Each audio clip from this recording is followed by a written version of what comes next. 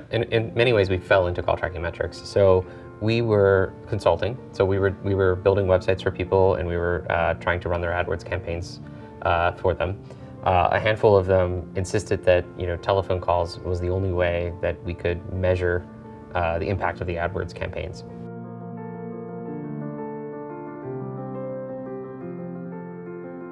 So it was very obvious that we needed to come up with some kind of solution.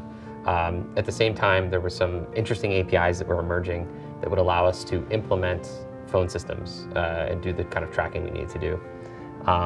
Also, I think on the same side, it was I was not very happy doing consulting.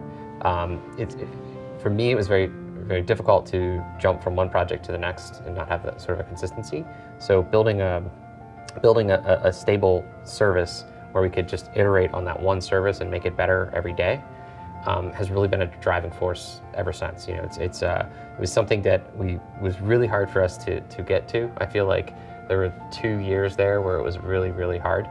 And once we kind of broke through that, then it was still really hard because this platform we had created was not paying the bills, just barely inking by. And I think it took, some really big deals that Laure was able to close that brought us to the point where what did you tell me? You said, hey, I think we can do this full time now.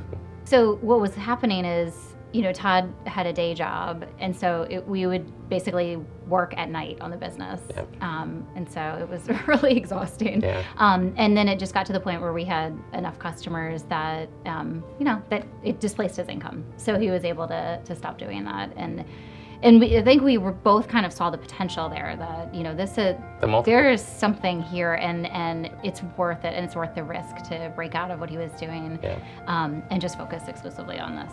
We spent a lot of time, I spent a lot of time in the basement, and I think one of the things that helped me a lot was learning from Laure about how to just interact with people from a business standpoint, and then actually just taking as many calls as I possibly could, and listening to a customer's need, and going from being a developer who just thought I knew what I was doing to listening to other people's needs and focusing on providing solutions to those needs, and just simply put, again, because it's a single platform, every little need that we could solve became a multiplier.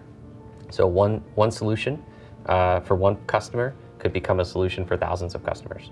Yeah, and it's interesting because I think about that kind of theme around how much Todd and I learned just by being forced to be the only ones interacting with customers for so long, and how the phone played a critical part in that, and thinking about all the different ways our customers come to us and ask us, tell us how they need to be using the phone for their own businesses. And you're right, you would think that the phone is of diminishing importance in terms of how people are interacting and engaging with customers. But what they found is it's still the best way.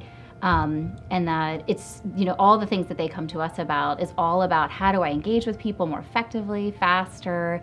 How do I know more about them before I even get on the phone so that I can be prepared to answer their questions? So it's all the kind of stuff that Todd and I had to figure out also as we were starting this business. All of a sudden, what I really like about it is I get it. When people come to us and they say, I need this for my business, I understand. Right. I'm like, you're right. We need this for our business. We need it for our business, yeah.